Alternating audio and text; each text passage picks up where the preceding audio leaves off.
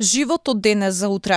Граѓаните не можат да си ги обезбедат минималните основни потреби. На денот посветен на искоренување на сиромаштијата, социјално ранливите граѓани го раскажаа своето секојдневие. Борба за да се обезбедат 3 оброци во денот, за да се подмират сметки, за да се обезбеди грејење. Едноставно секојдневна борба да се преживее. Помошта која владата ја најави токму за најранливите категории на граѓани, нема да им стигне ниту за основните намирници. Јас живеам сама. Планираното значи за доручек, ручек, за вечера најмалку 1000 до 1200 денар. Дали да се плаќа струјата, дали да се плаќа водата. Еве работев, нели си работев, и земав плата, си зедов и кредит. Сега што ќе правам јас? Дека се потребни системски долгорочни решенија се согласуваат и од платформата за борба против сиромаштија. Оттаму посочуваат дека веќе предолго се живее на мерки, а тоа не е ниту решение, ниту поддршка.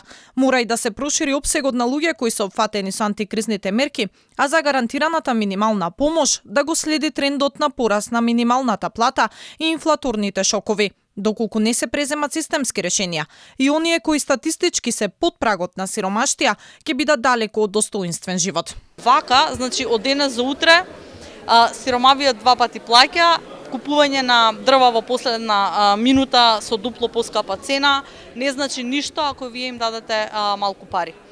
Она што отсуствува е да се зголеми опфатот на луѓе кои што се приматели на некаков надомест, за да може да зборуваме дека мерката е добро таргетирана. Сега, само делумно се помага и се поддржува дел од населението кое што е во немаштија. Што се однесува за тоа дали 750 денари се доволни, секако дека не се доволни. На денешната конференција сиромавиот плаќа 2 пати. Беше посочено дека мора да се размислува и за енергетската сиромаштија. Мерките за субвенционирање на електрична енергија колку и да изнесуваат не се доволни и треба да се субвенционира поставување на обновливи извори на енергија.